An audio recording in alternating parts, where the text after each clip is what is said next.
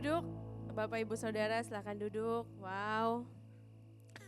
Katakan amin, katakan yes, amen. Ketika engkau menangkap firman Tuhan, katakan amin, katakan yes. Amen. So saya berdoa hari ini bukan hanya sekedar saya yang berbicara, tapi Roh Kudus yang berbicara jauh melampaui apa yang bisa saya bagikan. Amen. Dan saya berdoa hari ini hati saudara sama seperti tanah yang subur. Amen. Ketika firman dibagikan itu berbuah. Ya, ketika firman dibagikan itu tumbuh dan berbuah. Amen. So 2 bulan ini kita sedang masuk dalam membahas culture of fathering. So saya rasa Februari sampai nanti Maret kita akan membahas tentang culture fathering dan gak akan pernah cukup membahas tentang fathering. Saya yakin banget kenapa? Karena fathering itu long term, benar. Fathering itu jangka panjang saudara. So kata fathering pada awalnya ya pembapaan bapak ialah Aba. So saudara ini kata dari Ibrani, Aba, A-B-B-A gitu ya. Saudara bisa lihat saya tulis bahasa Indonesianya karena kita mungkin gak bisa berbahasa rohani, berbahasa Ibrani gitu ya, bahasa rohani. Aba, so Aba ini secara harafiah bukan diharafiahkan sebagai hanya ayah. Gelar untuk ayah atau pemanggilan ayah. Tapi jauh dari itu artinya ini adalah gelar yang ditunjukkan untuk sebuah penghormatan. Dan yang menarik bukan hanya penghormatan, hormat, keakraban. Wah luar biasa banget. Aba itu dalam bahasa Ibrani punya yang namanya gematria 3. Nanti kalau yang mau belajar boleh. Dan memiliki arti aba, ba itu artinya hadir, kehadiran. So fathering bukan hanya berbicara tentang ayah, sosok ayah, tidak.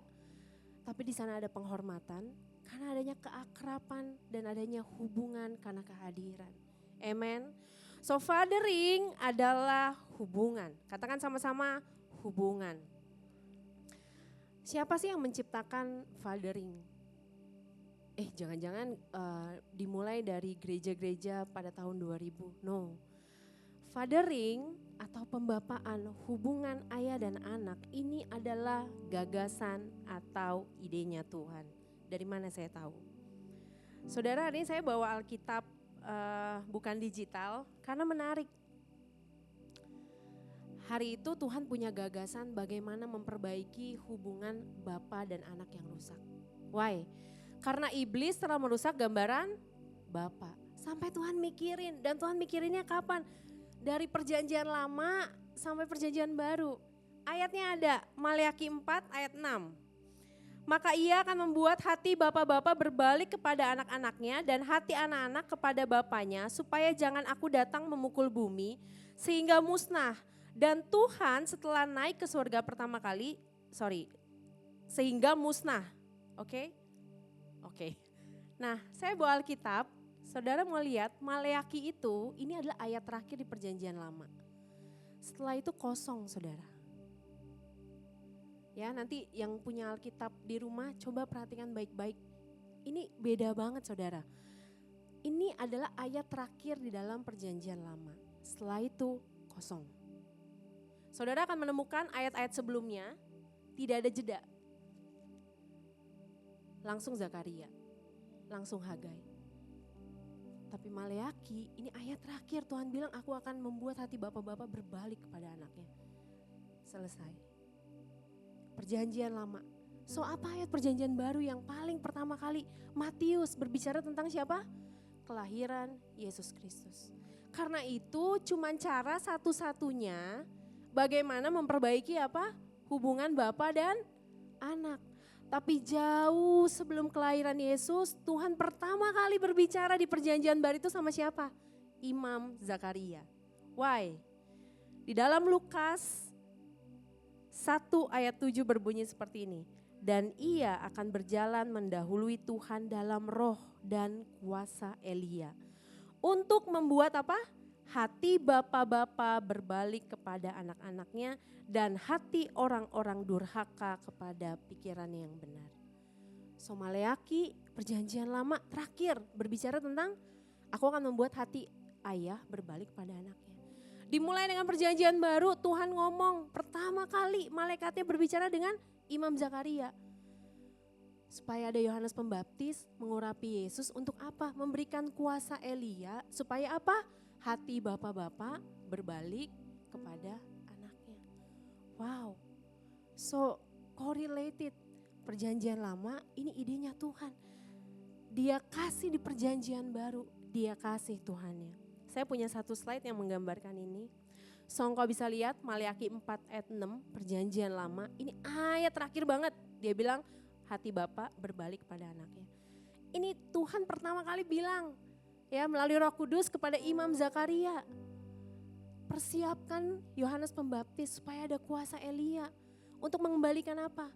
Hati Bapa kepada anaknya. Dan caranya cuma satu. Dia kasih siapa? Yesus Kristus. Supaya hubungan Bapa dan anak pulih. Supaya gambaran yang rusak antara Bapa dan anak pulih. That's why ketika Tuhan Yesus pergi, kita tahu yang namanya apa? Amanat agung. Menarik banget, kita lihat amanat agung, saya sudah rangkum. Tuhan bilang apa? Pergi. Pergi. Yang kedua apa? Jadikanlah semua bangsa muridku. Yang ketiga apa? Baptislah mereka. Yang keempat apa? Ajarlah. So ini adalah peran fathering.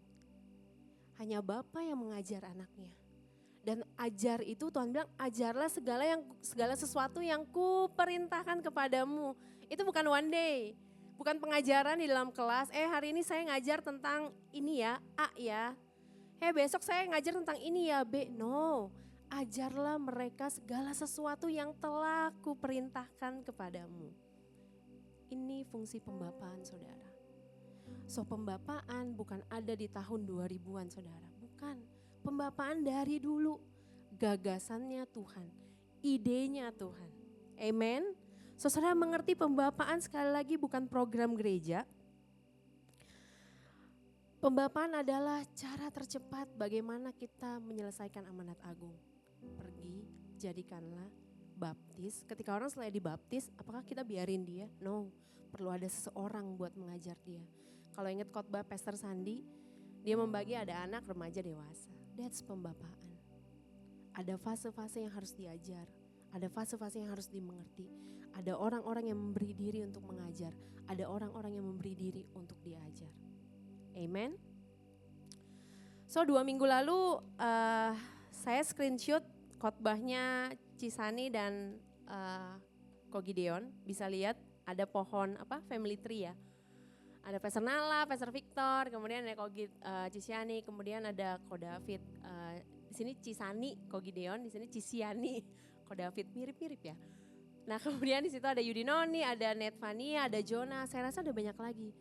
Kalau kita bikin ini ke bawah mungkin akan ada banyak lagi. Di bawah saya nanti ada Adit Dewi, ada Emil Sandi, ada Ruth Alvin, di bawah Adit Dewi mungkin nanti ada Yosua, di bawah Jonah ada Gary Agnes, ada banyak ya. Di bawah Kanala ada ada Kak Iva, Kak Irsan, di bawahnya membapai lagi Komik Cipet membapai lagi Jacob sama Lia, ada Dodi Kalista. So banyak saudara.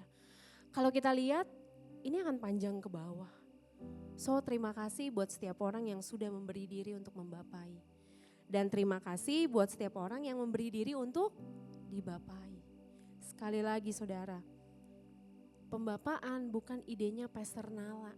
Karena kebetulan yang di sini yang paling ujungnya Pastor Nala, nih bikinan Kanala nih, pembapaan nih. Ini pasti nih sistemnya Kanala nih. Ini pasti sistemnya atau programnya Kanala nih. No, again. Saya balik lagi ada ayatnya di Lukas 1. Ini jelas banget. Dan ia akan berjalan mendahului Tuhan dalam roh dan kuasa Elia. Untuk membuat hati bapak-bapak berbalik kepada anak-anaknya. Dan hati orang durhaka kepada pikiran yang benar. Dikasih yang namanya kuasa Elia.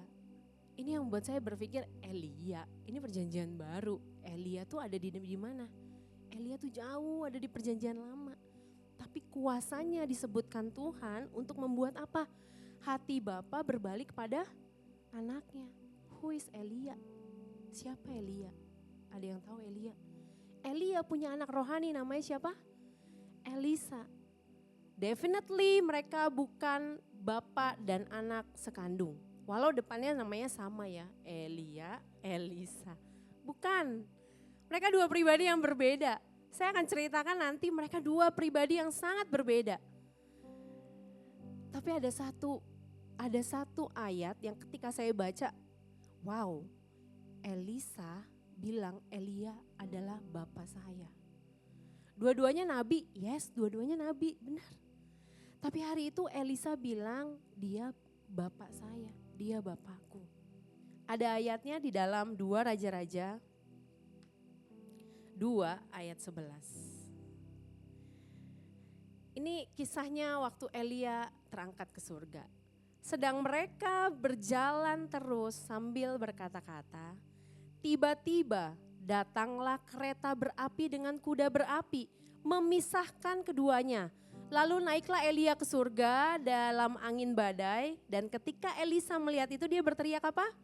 Bapakku, Bapakku. Come on, Bapakku, Bapakku. Yes, Nabi Elisa mereplace Nabi Elia. Tapi kenapa dia gak ngomong nabiku, nabiku, guruku, guruku, pendetaku, pendetaku, oh pastorku gitu ya. Enggak, tapi dia bilang apa? Bapakku, Bapakku. That's why di Lukas bilang aku akan memberikan kuasa Elia untuk mengembalikan hati Bapa kepada anaknya. Why? Karena Elia punya anak rohani Elisa yang powerful, kita tahu ceritanya. Dia punya mujizat 2 kali dari Elia. Wow, it's powerful. It's powerful of fathering. So ini cerita yang sangat dramatis saudara. Mungkin kau pikir sama seperti seorang, mohon maaf gitu ya, ayah yang sedang di rumah sakit atau di rumah mau meninggalkan anaknya. Ini dramatis banget. Ya pada waktu anak itu merasa sangat kehilangan dengan papanya, dia akan berteriak, oh tidak gitu kali ya, papa gitu ya. Tapi kalau seorang anak yang biasa aja, oh oke deh warisannya buat gue kali ya. Wah uang asuransinya turun nih. Mungkin akan seperti itu. But story ini enggak. Elisa tuh teriak, bapakku, bapakku. Bayangin gak lagi jalan sama-sama sambil berkata-kata, jalan sama-sama sambil berkata-kata. Ada kereta berkuda, kereta api dan kuda api diambil. Oh bapakku, bapakku. So dari sini kita mengerti bahwa Elia punya anak rohani yang namanya siapa? Elisa. Dan hubungan fathering udah lama, bukan Pastor Nala yang bikin. Udah lama. Kalau ada yang bilang, oh mulai zaman tahun 2000 gereja-gereja A, gereja B, enggak. Oh pengajaran hati Bapak dari gereja B tahun 2000-an, enggak. Udah lama. Sudah lama saudara. Amen. So membuat saya berpikir Elia ini luar biasa ya. Apa yang dibuat sama siapa namanya Elia. Sampai seorang yang bukan anaknya gitu ya. Sampai seorang yang bukan anaknya dia bilang ini bapakku. So hari ini saya mau bagikan tentang fathering without boundaries. Karena dua orang yang berbeda saudara. Nanti saya akan ceritakan mereka 2 orang yang berbeda. Berbeda banget ya. Tapi mereka gak menjadikannya ini relation mereka bukan sekedar cuman main-main. Ada hubungan bapak dan anak di dalamnya. Apa sih yang Elia sama Elisa lakukan? Ini juga jadi membuat saya berpikir nih, ini 2 orang ini double E ini ngapain ya si Elia sama Elisa. Singkat banget ayatnya, ada di 1 Raja-Raja 19, 20, 21, 22, 2 Raja-Raja 1, 2 Raja-Raja 2, cuma 6 pasal. Pertemuan mereka tuh singkat banget 6 pasal, kalian bisa baca cuma 6 pasal. Waktu saya lihat apa yang mereka lakukan, saya tidak menemukan kata mereka berdoa bersama, mereka baca Taurat bersama, mereka menyembah bersama, saya gak menemukan itu dalam 6 pasal itu. Karena 2 Raja-Raja yang kedua Elia udah terangkat ke surga. Ya, saya gak menemukan itu. Ada kata makan-makan saudara, ada makan-makan menarik. Waktu Elia pertama kali ketemu Elisa dibilang, maka mereka menyembelih si daging itu makan bersama. Ada. Tapi yang menarik ada 1 ayat, 1 pasal dengan pengulangan 4 kali berbicara tentang berjalan bersama-sama. Saya sudah capture, gak perlu baca, saudara nanti baca di rumah. Ini menarik, 6 pasal gak ada yang mereka lakukan bersama-sama gak diceritakan. Semua cerita tentang mujizat yang Elia lakukan. Tapi satu pasal ini, cuma satu pasal di 2 Raja-Raja 2, 4 kali pengulangan kata berjalan. Berjalan dari Gilgal, berjalan keduanya, berjalan di tanah yang kering, berjalan terus sambil berkata-kata. So hari ini saya minta tolong, ini belum briefing ya, Ko David, Ricky, nah pas nih. Coba Ko David dan Ricky boleh ke sini. Di sini, dari sini kok, sorry. Maaf nih ya kok, nyuruh-nyuruh, ya dari situ. Ricky sebelah Ko David. Oke, so bayangkan Elia, Elisa. Oke, hari itu dikatakan mereka berjalan dari Gilgal to Jordan. Gilgal, Bethel, Jericho, Jordan, 40 sampai 60 kilometer. Mereka berjalan bersama-sama. Oke, kita mau jalan ya 40 kilometer, siap? Oke. So saya minta kalian berdua jalan ke sana, kemudian balik lagi. Kita amati ya, ini belum di briefing. Karena saya mau yang natural.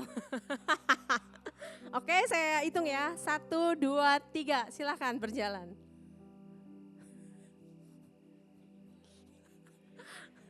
Mereka berjalan terus. Even di dalamnya nanti ada mujizat. Balik kok. Ada mujizat, terus mereka berjalan sambil berkata-kata. And that's it. Elia terangkat ke surga dan Elisa bilang, Bapakku, Bapakku. Boleh duduk ke David dan Ricky. So saudara tahu gak, berjalan, kalau saudara perhatikan tadi, berjalan bersama-sama, itu kan sebelahan ya. Sama-sama saling mengatur irama. Ya, makanya tadi Ricky sama Ko David tatap-tatapan nih. Udah cepet belum? Ayo. Sama-sama. Ya, even ayatnya bilang apa? Mereka berjalan terus sambil berkata-kata. Mungkin gak Ko Davidnya di sana, Ricky-nya di sana. Udah baca Alkitab belum? Belum. So, fathering yang Elia lakukan dan Elisa sampai 4 kali dibilang berjalan bersama-sama. Mengatur irama. Kadang-kala mungkin si bapaknya bisa lebih cepat, ini anak disuruh ke gereja gak datang, disuruh komsel gak ada, gue tinggal aja nih anak nih, cari anak yang baru gitu ya. Atau si anak, ini bapak gue kayaknya udah ini deh, udah kulot deh, kayaknya kok gak ngerti ya, saya ngomongin bisnis kok dia gak ngerti ya. But no, enggak saudara, enggak sama sekali. Dalam perjalanan 40 sampai 60 km ini bisa dilihat. 3 kali Elia bilang, tinggallah di sini. Dan 3 kali juga Elisa bilang, enggak, aku tidak akan meninggalkan engkau. Elia bilang, aku disuruh Tuhan dari Gilgal ke Bethel, kamu tinggal aja di sini. Enggak, aku gak akan meninggalkan engkau sekali. Aku disuruh Tuhan ke Jericho, tinggallah kamu di sini. Enggak, kata Elisa, aku akan pergi sama kamu. Aku disuruh Tuhan ke Jordan. Enggak, aku tidak akan meninggalkan engkau. Berjalan bersama-sama. So yang pertama saudara, kalau engkau mau fathering without boundaries. Yang pertama, your status doesn't define you. So status kamu gak bisa membuat batasan dalam hidup kamu. Siapa Elia, siapa Elisa. Dikisahkan Elisa adalah orang yang lebih makmur dibanding Elia. Di mana ayatnya berada? Mari kita baca ayatnya. Ada di 1 Raja-Raja 19 ayat 19. Setelah Elia pergi dari sana, ia bertemu dengan Elisa bin Safat yang sedang membajak dengan apa? 12 pasang lembu. Sedang ia sendiri mengemudikannya yang ke-12. Ketika Elia lalu dari dekatnya ia melemparkan jubahnya kepadanya. Waktu Elia ketemu Elisa, Elisa itu lagi apa? Membajak sawah. Membajak sawahnya pakai apa? 12 pasang. 12 pasang itu ada berapa? 12 kali 2, 24. Kalian pernah lihat orang bajak sawah? 24. Sapi, kerbau 24. Saya sepenglihatan saya, ya ini 2 aja itu udah kayaknya gede banget. Ini 24 berderet.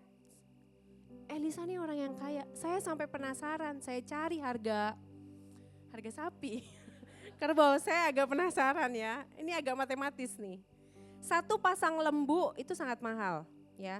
Nih, harga untuk seekor, mungkin saat ini kita lebih mengenalnya dengan sapi atau kerbau ya. Ada yang namanya sapi limosin, 100 juta. Sapi limosin. Sapi Brahman 80 juta. Gak tahu kenapa dinamakan Brahman. Mungkin dari India atau apa gitu ya, itu Brahma ya. Oke. Kemudian ini ada di Kompas ya, saya tes dari Kompas. Sapi super, saudara, 60 juta. So, kau bayangkan gak sih kalau harga sapinya itu 100 juta, dia punya 24, itu berapa? Itu kaya banget. Ya, waktu Elia ketemu Elisa, itu kondisinya kayak gitu. Tapi gak pernah membuat Elia untuk gentar membapai. Dan gak membuat Elisa untuk mengecilkan si bapak rohani ini. No. Dibilang apa? Dia langsung lempar jubahnya. Baca lagi ayatnya. After lempar jubahnya, dia potong lembu. That's hari pertama mereka makan bersama. Itu yang Elisa lakukan. Elia gak punya lembu, saya yakin. Di Alkitab gak menceritakan itu.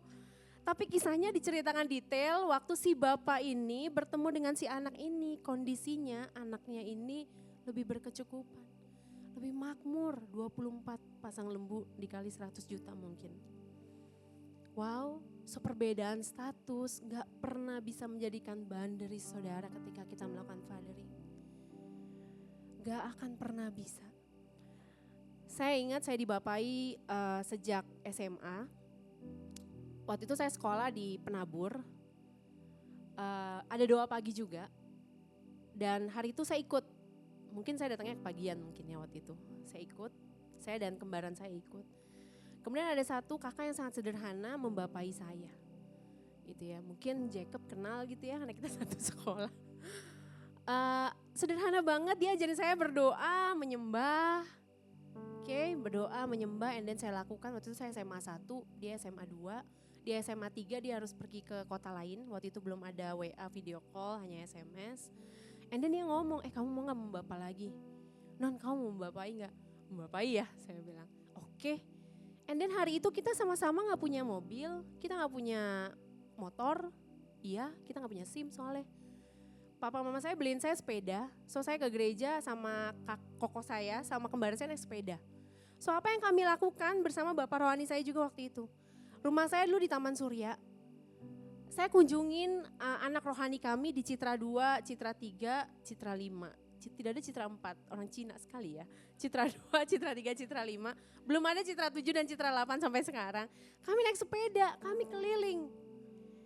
So hari itu saya diajarkan bahwa gak membuat batasan. Your status gak membuat batasan. Kau anak SMA, kau gak punya mobil, gak punya motor. Apa yang Tuhan hari itu kasih kepadamu? Go jalan. Saya punya anak rohani, waktu itu mereka sekolah di Galatia, Kristoforus, SMP. Mereka gak bilang, Cici ini pakai sepeda nih. Enggak, they are really welcome with us. That's fathering happen. Itu yang pertama, your status doesn't define you. Kita lihat lagi perjalanan Elisa dan Elia. Siapa Elia, siapa Elisa. Yang kedua, your past not disqualify you. Why? Saya ngomongin masa lalu. Karena Elia bukan orang yang hebat, saudara. Elia itu bukan orang yang hebat. Ayatnya ada di sini.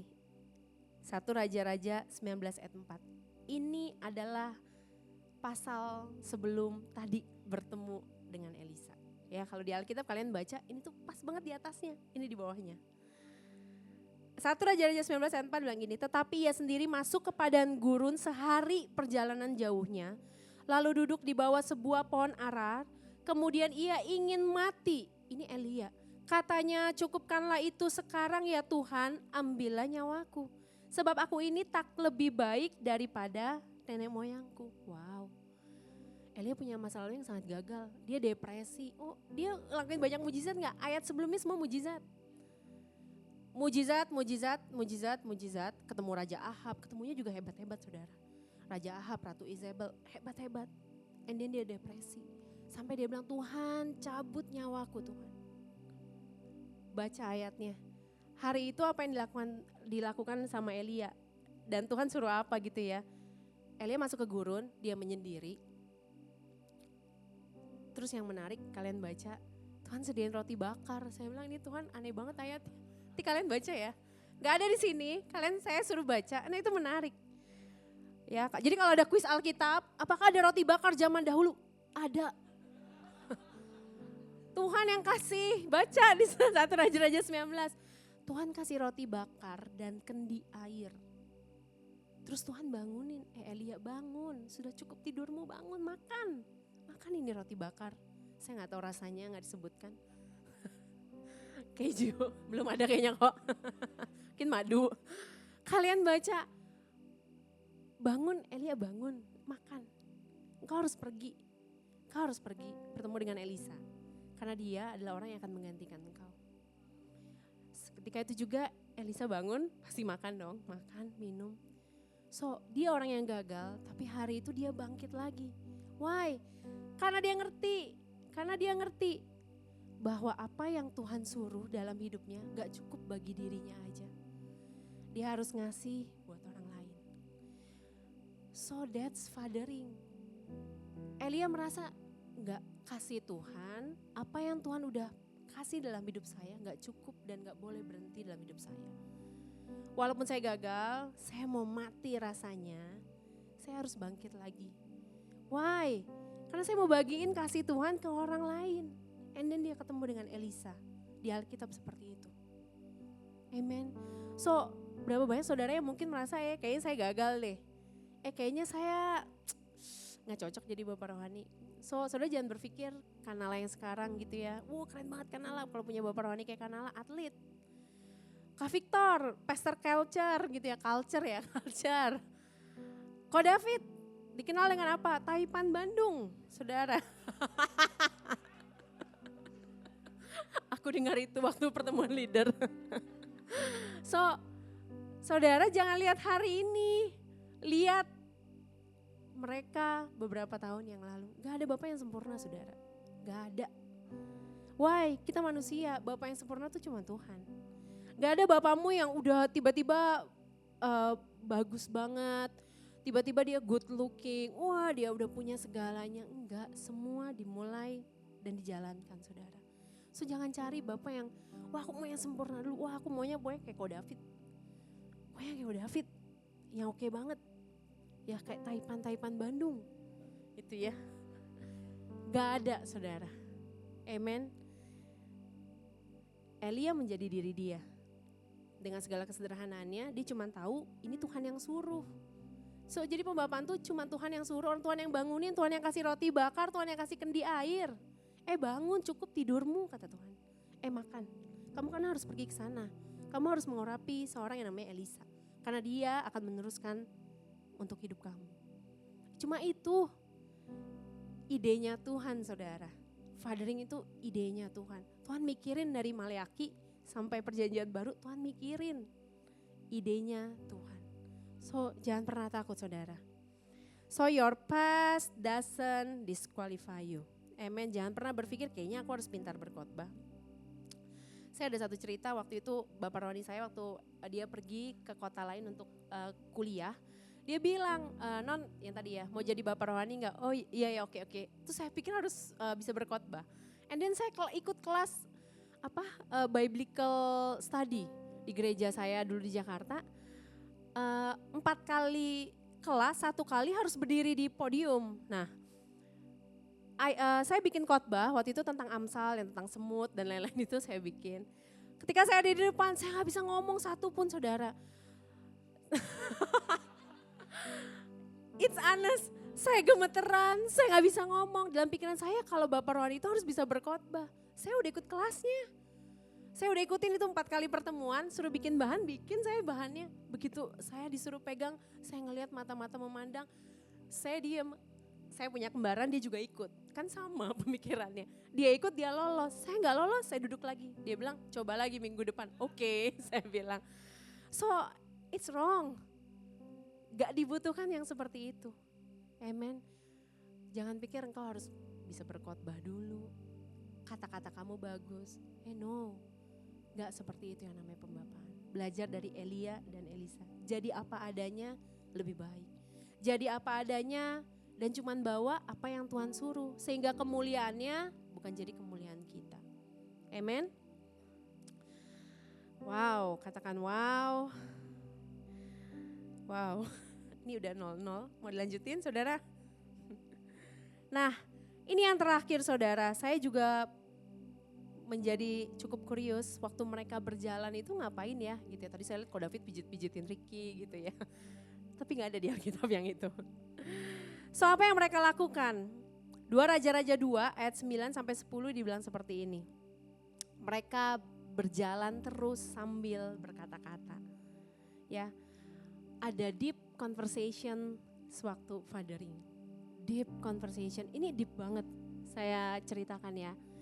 Jadi waktu itu Elia mau terangkat ke surga, kemudian nanya sama Elisa.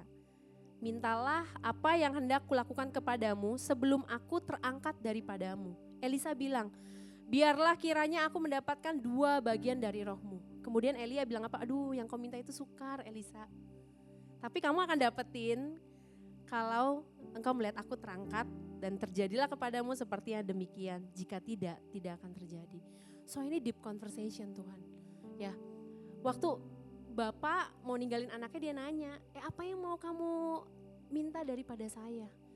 Kalau memang ada hubungan fathering di dalam hidup mereka, si anak akan minta. Sampai Elia bilang yang kamu minta itu susah. Aku minta rohmu, susah kata Elisa. Kata Elia bilang susah, yang kau minta adalah sukar. Tapi terjadi kepada kamu kalau engkau melihat aku terangkat ke surga. Dan terjadi. Deep conversation. Gak akan orang yang punya hubungan atau relationnya sederhana. Gak mungkin. Ini adalah contoh di mana mereka punya hubungan yang dalam. So kadang kita berpikir, apakah kalau orang yang 2 orang punya hubungan yang dalam, hubungan yang deep itu, mungkin mereka kesukaannya sama kali ya.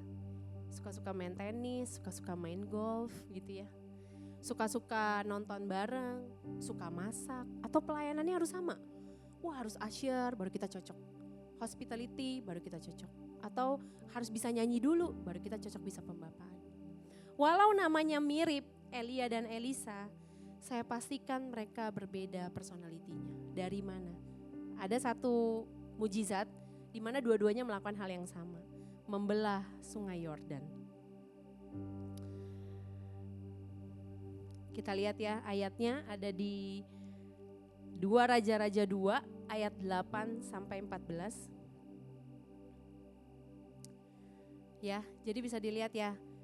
Ini dua-duanya nyebrang sungai Yordan dan harus dibelah. Jadi yang membelah sungai itu bukan cuma Musa aja. Elia dan Elisa juga membelah sungai, Saudara.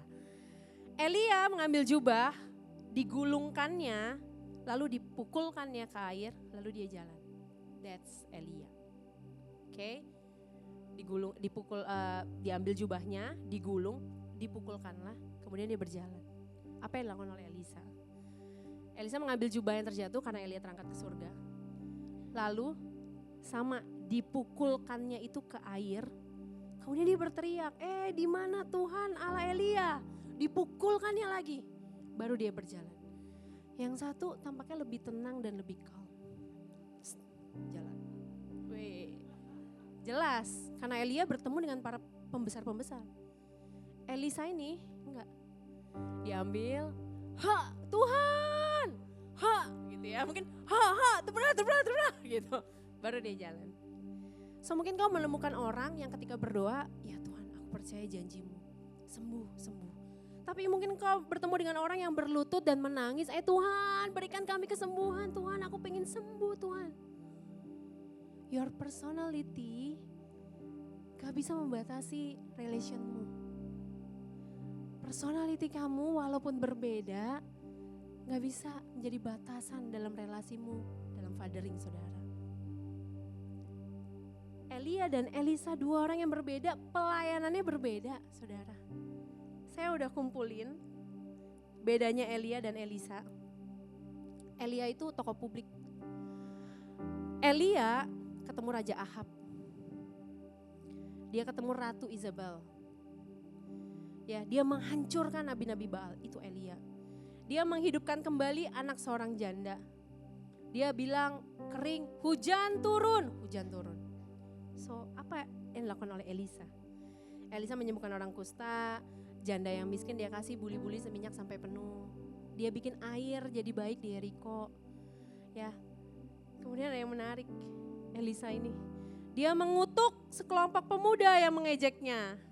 Datanglah 2 beruang dari hutan menyerang mereka. So saudara tahu gak sih? Ini 2 personality yang saya bisa bilang Elisa tuh more extrovert. Bener gak? Elia itu ketemu tokoh publik. Saudara kalau engkau diundang di istana kepresidenan Prabowo, engkau gak akan mungkin menemukan ada orang yang mengejek kamu ya. Gitu ya. Nanti kalian lihat ejekannya lucu untuk Elisa. Lucu nih si Elisa gitu. Enggak. That's why Elia ada di publik, lokasinya berbeda. Yang satu tokoh-tokoh publik, politik, mungkinnya government. Yang satu beda, lebih merakyat, lebih sosial. Makanya mungkin ketika Elisa belusukan ada yang ngejek dia, Elisa marah, ekstrovert banget. Saya berdoa, 2 beruang makan mereka. Kalian mungkin tertawa tapi ini ada ayatnya, kita lihat ya. Saya akan kasih tahu Elisa sangat berbeda dengan Elia. Ayat berikutnya. Saya gak tahu ini mungkin kalian baru pertama kali baca. Elisa pergi dari sana ke Betel. Dan sedang ia mendaki maka keluarlah anak-anak dari kota itu lalu mencemooh dia. Serta berseru kepadanya, naiklah botak, naiklah botak. Saudara gak akan pernah nemuin ini di istana kepresidenan, di government, di kementerian gitu ya. Ada menteri, ini botak nih, nabinya botak. Gak mungkin saudara. So mereka di different place. Dan apa yang dilakukan Elisa? Berpalinglah ia ke belakang, kemudian ia melihat dikutukannya lah mereka demi nama Tuhan. Maka keluarlah 2 ekor beruang dari hutan lalu mencabik dari mereka 42 orang anak. Wow, baru pernah baca ya kalian ya? Wow, ini 2 orang yang berbeda. But sampai akhir hidupnya Elisa bilang Bapakku, Bapakku. Without boundaries, fathering without boundaries. So I don't care saudara, apa tipe personality kamu? Merah, hijau, biru, kuning gitu ya. Lebih calm, lebih apapun lah ya. Kemudian MBTI personality, INTP, ya any kind lainnya ada banyak banget, INFJ gitu ya, ISTJ, any kind. Ini gak pernah bisa membatasi hubungan fatheringmu, bapak dan anak. Gak akan pernah bisa saudara. Appearance kamu gak pernah bisa membatasi. Kita tahu ya tadi Elisa apa? Berkepala botak. It's fact, saudara. Kalau saudara nonton Superbook, nah ini tontonan anak saya ini. Lihat Elisanya, pakai baju berbulu ikat pinggang. Elisa lebih botak, lebih sociable. Pelayanan mereka berbeda, ya. Tapi kalian dapetin suatu kualitasnya mereka punya, hubungan bapa dan anak. So in summary, apa itu fathering? Fathering berjalan bersama-sama karena ada 2 pribadi yang memiliki kerendahan hati. Fathering, kisah Elia dan Elisa, mereka berjalan bersama-sama. Mengatur irama bersama-sama, gak ditinggalin satu sama lain.